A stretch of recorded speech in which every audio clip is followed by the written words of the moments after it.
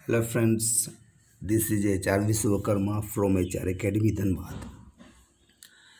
दोस्तों, आज हम चर्चा करने वाले हैं स्पेशली आप लोगों का सी टेट, जे टेट, बी टेट या टीचर वाले लोगों के लिए एक पेपर होते हैं EVS, इन्वायरमेंटल, पर्यावरण। उससे वन लाइनर क्वेश्चन में बहुत सारा रीड करते हुए, डिस्कस करते हुए मैं आगे बढ़ने का काम करूँगा। आप लोग ज़्यादा से ज़्यादा ध्यान देने का काम जरूर करें। आप देखोगे कि नगरों में पर्यावरण असंतुलन होता है। नगरों में पर्यावरण असंतुलन होता है और यहाँ पर देखने को मिलेगा कि असंतुलन होता है कैसे? तो मल निकासी से, आवासीय समस्या से, जलाऊ लकड़ी से। जाहिर सी बात है, अगर सही तरीके से मल निकासी नहीं हो रही है, आवासीय समस्या है, जलाऊ लकड़ी से, तो ये सारे असंतुलन का कारण है और पर्यावरण हमारा नुकसान होता है पर्यावरण को। पर्यावरण, नेक्स्ट क्वेश्चन, पर्यावरण ह्रास का पर्यायवाची है। तो पर्यावरण ह्रास मतलब कमी हो रही, नुकसान हो रहा, तो उसे हम पर्यावरण अवनयन कहते हैं, पर्यावरण निम्नीकरण कहते हैं, पर्यावरण अपकर्षण भी कहते हैं। नेक्स्ट, पर्यावरण ह्रास होता है, क्या होता है भैया? तो पर्यावरण ह्रास होता है, आप देखोगे प्राकृतिक प्रकोप से, प्राकृतिक आपदा से, पर्यावरण आघात से, ये सारे कुछ देखने को मिलेंगे। नेक्स्ट क्वेश्चन में आप बने रहें। थर्ड नंबर क्वेश्चन तो हो गया। फोर्थ नंबर क्वेश्चन, मरुस्थलीकरण में पर्यावरण होता है असंतुलित। तो जाहिर सी बात है, मरुस्थलीकरण में क्या होता है? पर्यावरण असंतुलित होता है। इसलिए जहाँ जहाँ भी आप देखोगे मरुस्थल वाले क्षेत्र है, वहाँ का पर्यावरण संतुलित रूप में नहीं होते हैं। नेक्स्ट, पर्यावरण संरक्षण का अभिप्राय है। क्वेश्चन क्या है? पर्यावरणीय संरक्षण का अभिप्राय है, क्या है? तो प्राकृतिक संसाधनों का संरक्षण। नेक्स्ट, 6 नंबर क्वेश्चन, पर्यावरण का प्रत्येक भाग कहलाता है, क्या कहलाता है? तो पारिस्थितिकी कारक कहलाता है। तो पारिस्थितिकी कारक क्या कहलाता है? पर्यावरण का वो प्रत्येक भाग होता है। नेक्स्ट 7 नंबर क्वेश्चन, पारिस्थितिकी तंत्र किससे मिलकर बनता है? तो ये होता है जीवीय समुदाय और उसके निर्जीव घटक से। तो ये सब याद कर लीजिए, क्योंकि कम समय में मैं ये बताने का काम कर रहा हूँ जो आपके एग्जाम के लिए भी आई है। पारिस्थितिकी विज्ञान केंद्र कहाँ स्थित है? पुणे, इसको ना भूले। पारिस्थितिकी विज्ञान केंद्र कहाँ है? पुणे। पारिस्थितिकी केंद्र कहाँ है? पुणे। डार्विन का उद्विकास का सिद्धांत आधारित है उत्परिवर्तन। तो ध्यान दीजिए, क्या डार्विन का उद्विकास का सिद्धांत आधारित है। तो याद रखिए ना, डार्विन उत्पीड़न जो होते हैं वो डार्विन से हमेशा जोड़ा जाता है। नेक्स्ट है 10 नंबर क्वेश्चन, पारिस्थितिकी शब्द को परिभाषित करने वाले पर्यावरणविद हैं। तो हेकेल, क्या है? हेकेल, क्या? Ernst Haeckel. नेक्स्ट, भारत में वनस्पति एवं जंतुओं की सर्वाधिक विविधता कहाँ पाई जाती है? तो पश्चिमी घाटी में। कहाँ पाई जाती है? पश्चिमी घाटी में। आवास के जैविक घटक हैं समस्त जीव। जैविक घटक कौन है? समस्त जीव। नेक्स्ट, बगुला एवं भैंसों का अन्य आश्रय संबंध कहलाता है सहभागिता, एक दूसरे को सहयोग करते हैं। नहीं, किसी भी आवास में सफल जीवन यापन हेतु उपयुक्त लक्षण है अनुकूलन।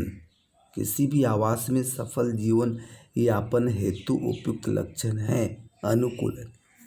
एक पौधे पर दूसरा उगने वाला पौधा कहलाता है, जो कि अक्सर हम लोग अपने या अलग अलग बहुत जगह पे बातें देखने को मिलती है।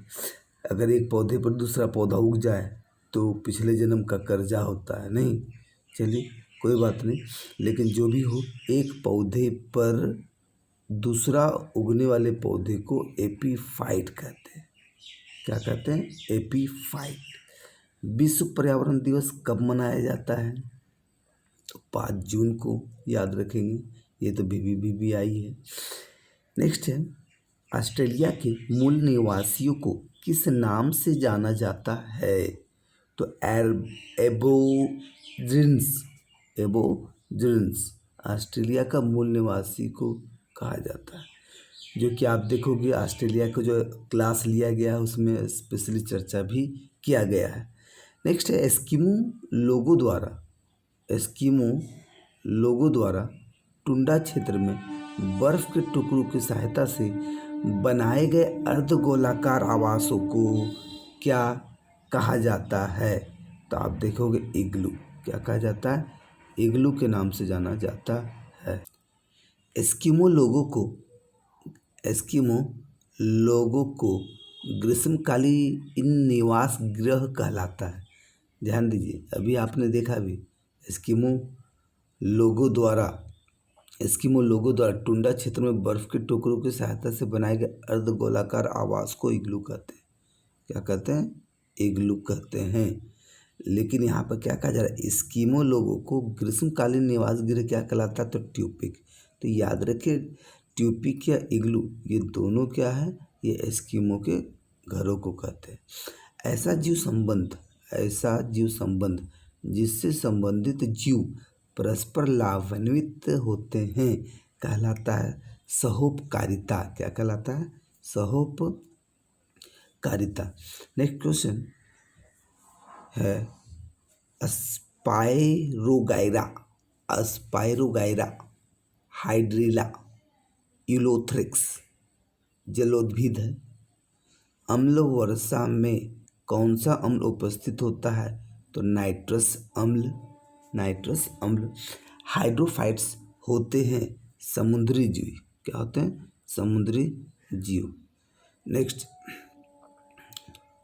लवणता को प्रति समुद्र जल में घुले नमक की मात्रा से व्यक्त किया जाता है 1000 ग्राम। क्या किया जाता है? 1000 ग्राम। कुछ पर्वतों पर हमेशा जमी रहने वाली बर्फ की नदियाँ होती है, उन्हें क्या कहते हैं? हिमानी। तो याद रखेंगे, कुछ पर्वतों पर हमेशा जमी रहने वाली बर्फ की नदियाँ को क्या कहते हैं?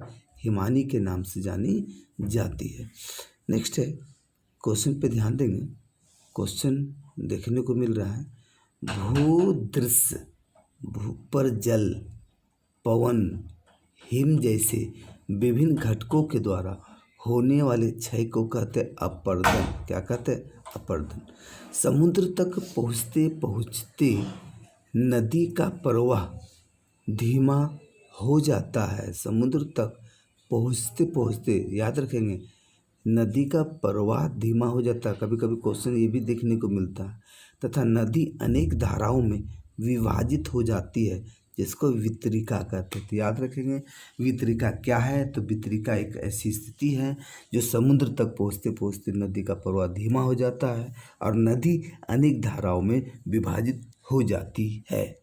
समुद्री जल के ऊपर लगभग ऊर्ध्वाधर उठे हुए ऊंचे शैलीय तटों को कहते हैं समुद्र भृंगी। क्या कहते हैं? समुद्र भृंगी के नाम से जानी जाती है।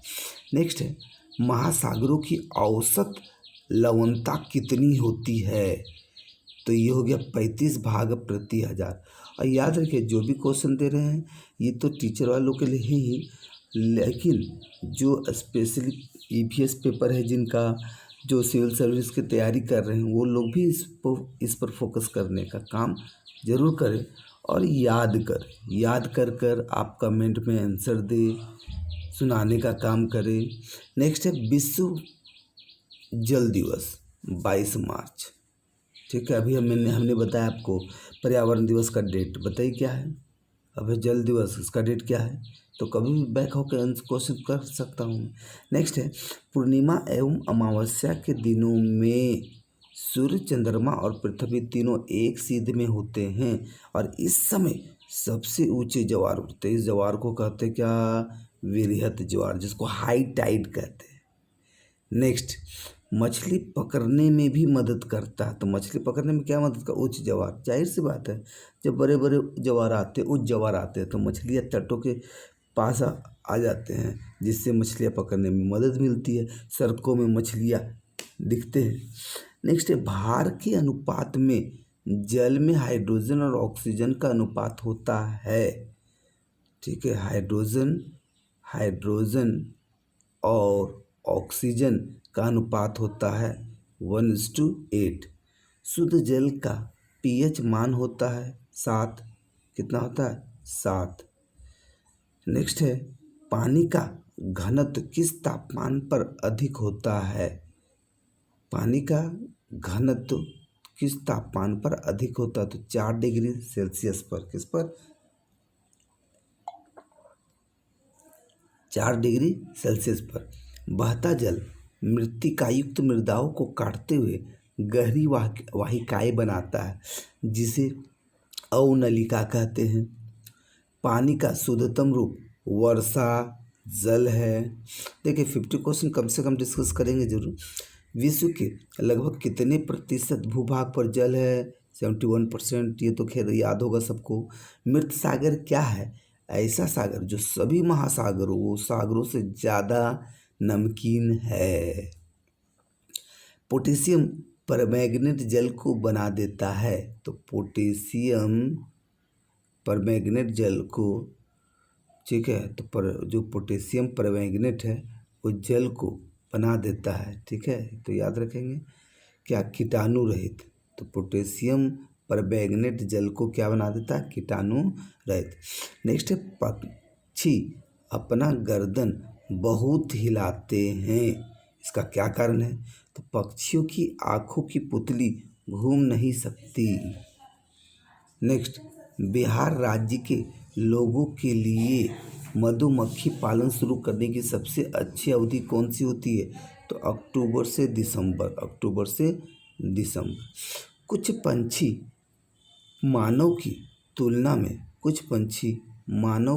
में 4 गुना अधिक दूरी तक देख सकते हैं। तो ये पंछी कौन कौन है? तो चील, बाज और गीद। मांसपेशियों की सुचारू क्रिया के लिए डेस खनिज की पर्याप्त मात्रा में आवश्यक होती है। तो मांसपेशियों की सुचारू क्रिया के लिए कौन है? लौह एवं आयोडीन। पकाने से पहले चावल को अधिक मात्रा वाले पानी से कई बार धोने से क्या नष्ट होता है? तो प्रोटीन नष्ट हो जाता है, सतही प्रोटीन। एक ही तरह की फसल बार बार उगाने एवं बहुत से रसायनों का उपयोग करने से मृदा पर क्या प्रभाव पड़ता है? तो बंजर हो जाती है। तो याद रखेंगे एक ही तरह की फसल बार बार उगाने और बहुत से रसायनों का उपयोग करने से, तो इससे बचना चाहिए। ज़्यादा से ज़्यादा केमिकल आप यूज कर रहे हैं, एक ही तरह का आप फसल उपजा रहे हैं, नहीं, इसलिए कहा जाता है हर साल एक ही ज़मीन पर जो ड्यूरेशन होते हैं उस ड्यूरेशन में बदल बदल के चावल के समय चावल, गेहूँ है, जो भी होगा वो किया जाता है, उपजाए जाते हैं। यह देखा गया है कि पाचन क्रिया बाहर की अपेक्षा आमाशय के अंदर अधिक तेजी से होता है। क्यों? क्योंकि आमाशय के अंदर भोजन का मंथन होता है। तो भोजन का मंथन कहाँ होता है? आमाशय में, जिससे उसकी सतह का क्षेत्रफल बढ़ जाता है, एंजाइम की क्रिया तेज होती है। नेक्स्ट, भारोत्तोलकों को प्राय ज़्यादा मांसपेशी और बॉडी मास बनाने की आवश्यकता होती है। इस उद्देश्य के लिए उन्हें ऐसा आहार लेने की आवश्यकता होती है जो किससे भरपूर है? तो प्रोटीन से। तो याद रखेंगे जितने भी आप देखें धावक लोग भी होते हैं तो वो प्रोटीन जरूर लेते हैं, लेकिन अगर जो वेट लिफ्टर होते हैं, जो जिम करने वाले लोग होते हैं, तो उन लोगों को प्रोटीन की और ज़्यादा से ज़्यादा की आवश्यकता पड़ती है। एक किसान दानों को भूसे से अलग करना चाहता है, जिस प्रकार से यह किया जा सकता है वह कहलाती है निष्पावन। क्या कहलाती है? निष्पावन। और आज का लास्ट क्वेश्चन आप देखिए, भोजन से हमें ऊर्जा प्राप्त होती है, इस ऊर्जा के लिए मुख्य रूप से भोजन का कौन सा अवयव उत्तरदायी है? तो वसा। तो दोस्तों आप लोग इस तरह बने रहें, और ये जो टॉपिक था आप लोगों के लिए ज़रूरी था, इसलिए जो टीचर वाले हैं, टेट वाले हैं और जो सिविल सर्विस वाले हैं वो भी इन्हें ज़रूर से ज़रूर देखने का काम करें और शेयर सब्सक्राइब ज़रूर से ज़रूर करें। नेक्स्ट वीडियो में बने रहेंगे। धन्यवाद।